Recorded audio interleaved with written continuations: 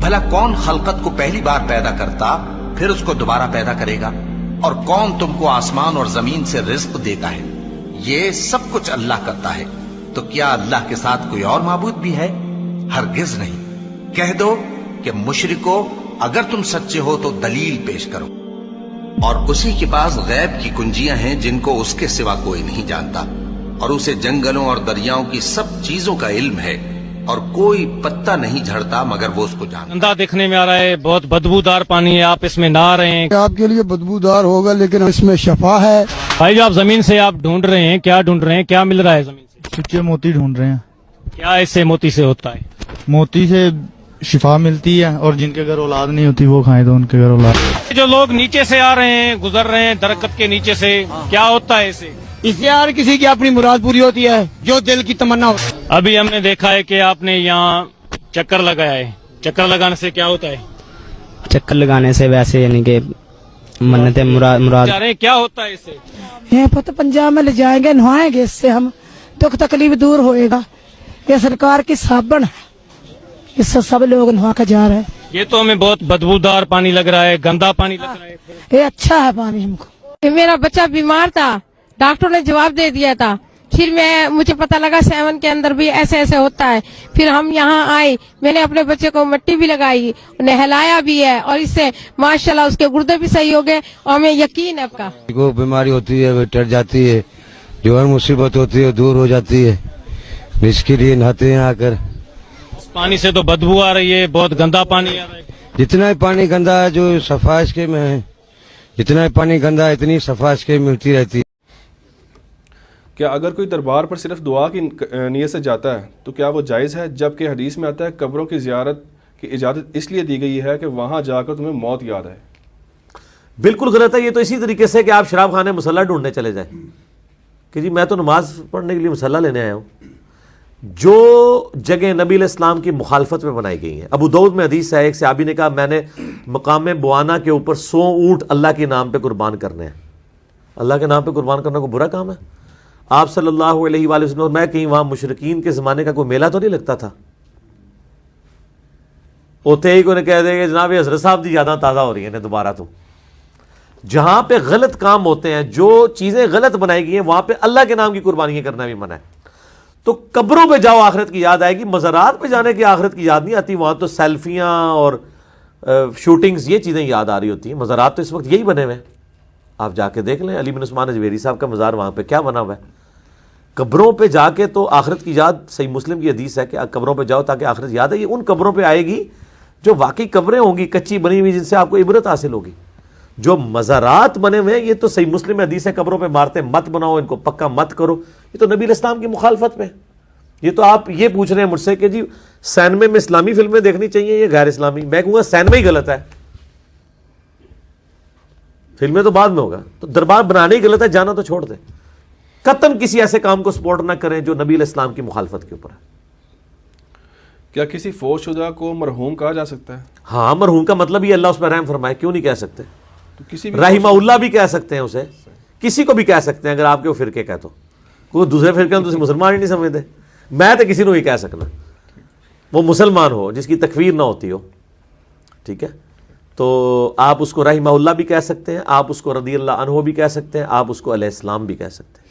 مردوں کیا کہتے ہیں؟ السلام علیکم اہل الدیار من المؤمنین والمسلمین۔ رضی اللہ عنہ کا کیا مطلب ہے؟ اللہ ان سے راضی ہو۔ قرآن میں تو ہے نا، ایمان والوں کی نشانی ہے ربنا اغفر لنا ولاخواننا الذین سبقونا بالایمان، اللہ ہمیں بھی بخش دے اور ہم سے پہلے ایمان کی حالت میں جتنے لوگ مر گئے ان کو بخش دے۔ تو دعا کریں گے نا، رضی اللہ عنہ سے بہتر کوئی دعا ہو سکتی ہے؟ اللہ ان سے راضی ہو، اللہ تم سے راضی ہو، علیہ السلام اللہ تجھ پہ سلامتی کرے، رحمہ اللہ اللہ تجھ پہ رحم فرمائے، دعائیں دے جتنی مرضی دے۔ لاش کو سرد خانے میں رکھنا جائز ہے؟ اگر ضرورت ہے تو رکھیں، خام خانہ رکھیں۔ بعض اوقات دور سے کوئی آ رہا ہے اس کی وجہ سے رکھنی پڑ جاتی ہے تو جواز ہے، لیکن وہ بھی بہتر یہ ہے کہ یہ کام نہ ہی کریں۔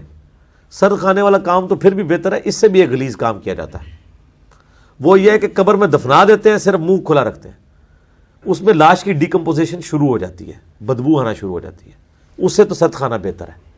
لاش لاوارث ہے، آپ ڈھونڈ رہے ہیں لوگوں کو، تو پھر لاش یعنی جب وہ وارث مل جائیں تو پھر لاش ان کے حوالے کریں، یا باہر سے کوئی آ رہا ہے سرد خانے میں، آج کل تو وہ جو ہے وہ پورٹیبل سرد خانے بھی مل جاتے ہیں, جائز ہے, کوئی عرض نہیں اس میں. وہ جو کہا گیا نا کہ دفنانے میں جلدی کرو, ضرورت ہونی چاہیے. نبی علیہ السلام کو خود فوراً نہیں دفنایا گیا, سوموار کے صبح کی وقت آپ کی وفات ہوئی ہے, بدھ کی رات کو دفنایا گیا. اتنے لوگ جنازہ پڑھتے رہے ہیں, 2 دن رکھا گیا. عام آدمی کے لیے تو رسک نہیں ہو سکتا نا, وہ لاش میں سے بدبو آ جائے گی, اللہ یہ کہ سرد خانے میں اس کو رکھا جائے. ٹھیک ہے نا, وہ ڈیلے کرنے میں حرج, گناہ نہیں ہے, عذر کے تحت ڈیلے ہے نا, کر سکتے ہیں. والذین لا يدعون مع اللہ الہا آخر, یہ تو اب بڑی کریٹیکل ہے. اللہ کے ساتھ کسی اور کو دعا کے لیے نہیں پکارتے وہ لوگ, یہ ان کی نشانی ہے. یہاں عبادت کا ذکر نہیں آیا, دعا, کیونکہ اللہ کو پتا تھا سب سے زیادہ شرک کی دعا میں ہونا ہے. اللہ کے ساتھ کسی اور بھی الہ کو دعا کے لیے نہیں پکارتے. اللہ اکبر. اور یہ پہلی کمانڈ ہے 10 کمانڈمنٹس میں, سورہ بنی اسرائیل آیت نمبر 23. وَقَضَىٰ رَبُّكَ أَلَّا تَعْبُدُوا إِلَّا إِيَّاهُ, اور تمہارے رب نے یہ بات طے کر دی تھی کہ مت پوجنا کسی کو سوائے اس کے. یہ پہلی کمانڈ ہے توحید. ڈیٹیل کسی کو چاہیے ہو تو مسئلہ نمبر 3 ہے دعا صرف اللہ ہی سے, میرا لیکچر اہل سنت پاک.com پر, اور اسی کی ایکسٹینشن ہے مسئلہ نمبر 43 توسل اور وسیلہ کے صحیح احکام و مسائل. لیکن یہاں پر میں کراس ریفرنس کے طور پر کچھ آیات اس مضمون کے ساتھ انصاف کرتے ہوئے ضرور بیان کروں گا. سورۃ النمل کی آیت نمبر 62 ہے, اَمَّن يُجِيبُ الْمُضْطَرَّ إِذَا دَعَاهُ, بتاؤ کون ہے وہ جو مشکل میں گھرے ہوئے, اضطراب میں گھرے ہوئے شخص کی فریاد کو سن لیتا ہے. وَيَكْشِفُ السُّوءَ, اور اس سے اس کی برائی دور کر دیتا ہے. وَيَجْعَلُكُمْ خُلَفَاءَ الْأَرْضِ, اور وہ تمہیں اگلوں کا خلیفہ کرتا ہے زمین پر. تمہارے باپ دادا مرتے ہیں, تمہارے مرنے کے بعد تمہاری اولاد. اَإِلَٰهٌ مَّعَ اللَّهِ, کیا اللہ کے ساتھ کوئی اور الہ بھی ہے جو مشکل اور پریشانی میں گھرے ہوئے شخص کی تکلیف کو دور کرتے؟ تو اس میں آیت میں اللہ تعالیٰ نے واضح کہا کہ جس کو مشکل اور پریشانی میں مدد کے لیے پکارا جائے وہ الہ ہے. تو بھائیو یہ جھگڑا ہی نہیں ہے کہ مولا علی کو اختیار ہے یا نہیں. مولا علی کو اختیار ہو تب بھی, شیخ عبد القادر جیلانی کو اختیار ہو تب بھی, غیب میں مدد کے لیے ان کو پکارنا یہ دعا ہے, اور دعا عبادت ہے, اور عبادت اللہ تعالیٰ کے ساتھ خاص ہے. ایاک نعبد و ایاک نستعین, اے اللہ ہم صرف تیری ہی عبادت کرتے ہیں اور غائب میں مدد کے لیے صرف تجھی کو پکارتے ہیں. یہ اپروپریٹ ٹرانسلیشن ہے. ظاہری اسباب میں تو آپ پکار سکتے ہیں, وَتَعَاوَنُوا عَلَى الْبِرِّ وَالتَّقْوَىٰ, نیکی اور پرہیزگاری کے کاموں میں ایک دوسرے کی مدد کرو. بارش کون برساتا ہے؟ اللہ. ڈیوٹی کس کی ہے؟ فرشتوں کی. لیکن بارش ہم فرشتوں سے مانگیں گے؟ فرشتوں بارش برسا دو کہ گرمی کا موسم قریب آ رہا ہے, میرا سلام پہنچا دو کہ خادم تمہارا قریب آ رہا ہے. فرشتوں کو ہم پکار ہی نہیں سکتے. ہم اللہ کو پکاریں گے, چاہے درود ہوگا تو اللہم صلی علی محمد وعلی آل محمد, دعا ہوگی تو اللہ ہی کو پکاریں گے. یہی اللہ کے محبوب صلی اللہ علیہ وسلم کی تعلیمات ہیں.